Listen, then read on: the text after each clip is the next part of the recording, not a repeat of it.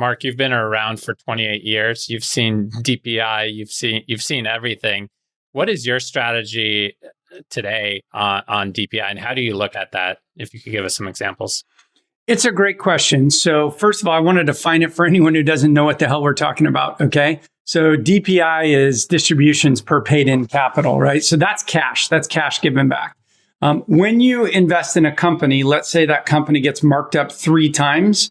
If you take that at a 3x, that's called gross TVPI. multiple. No, it's MOIC. It's actually multiple on invested capital. Yeah. So that is the highest number someone will quote, let's say 3x. Then you need to subtract out your fees, and that's when you get to TVPI. TVPI is what your paper holdings are, irrespective of distributions.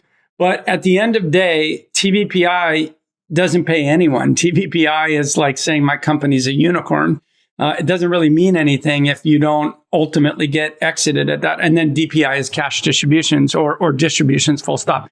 Okay, so in the run-up between 2017 to 2021, we were hyper-focused. Samir knows this. We spent time together hyper-focused on DPI. So we exited $1.2 billion worth of positions. Now, if you're raising $1.5 billion funds, maybe that doesn't sound like a lot. Most of our funds are sub $300 million. So distributing $1.2 billion is meaningful. And it didn't come without focus. It wasn't like all of our companies got bought by big companies or we IPO'd them all. We IPO'd some, we did trade sales on some, but we did secondaries on some. Some of our companies, the valuations got really high. We still love the company. We might have sold 15%. We might have sold 25%. And I was very comfortable with returning cash because in 2021, valuations were bonkers. I'll give you one data point. Is November of 2021, software companies, public, were trading at 24.6 times next 12-month revenue. Private, were trading at 100 times NTM. And that's just nuts. If you want to know the 20-year average, the 20-year average is 6.2. The 10-year average is 9.6. So we could say maybe 9.6 is relevant, maybe 6.2 is relevant, but somewhere between that football field is what a SaaS company's worth. And public markets, 24.6, private markets, 10x, 100 times. And so we were willing to sell. Conversely, we are buyers right now. So we have started buying secondaries in companies at 60% discounts because, be fearful when others are greedy and greedy when others are fearful. So over the course of the last year, we've been looking for the companies we have really high conviction in and where other people for their own reasons might like liquidity, and we're able to buy into those companies. And so we've aggressively pursued that strategy. Are any of those companies, I'm curious, companies that you met with and weren't able to get into because they were competitive when they were at 2x, and now they're at a haircut and they've grown maybe 10% or 30% year over year? So it's actually more like the valuations might be reset to 25% or something of what they were. It's a good question. It's not the strategy we're pursuing, but there are other people pursuing it. I want to tell you why I'm pursuing the strategy I'm pursuing. I'm buying in companies I'm already on the board. Because if you're going to invest in that company, I have governing rights. I have visibility in how the management team is performing. I understand where the risks are in the business. And so, and also an investor who gives me money to buy secondary stock, they don't have to overly do due diligence because management teams are not necessarily wanting secondary transactions to happen. And then outsiders call the management team and the management team might say, we don't want to do secondary. We don't want to take your call.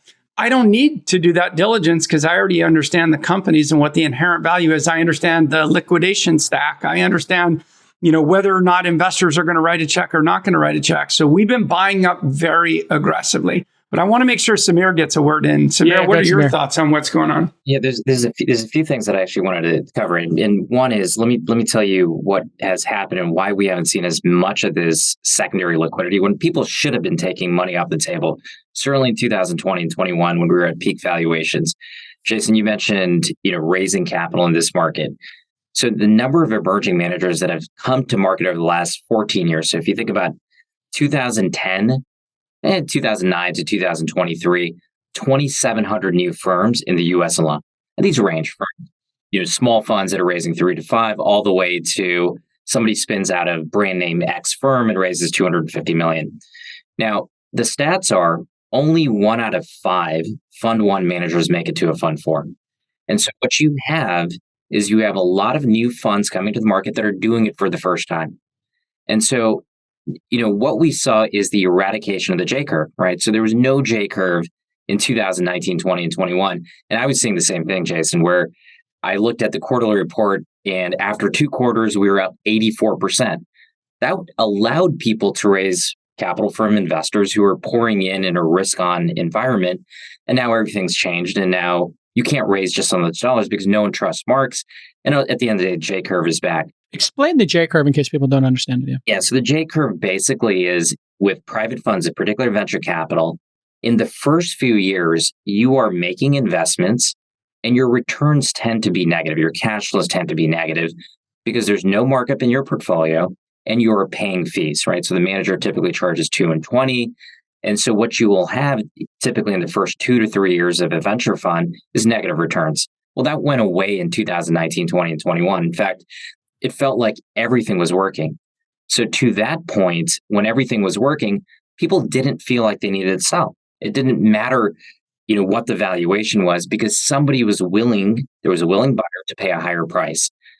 But if you look back in history, liquidity management has always been a part of good VCs.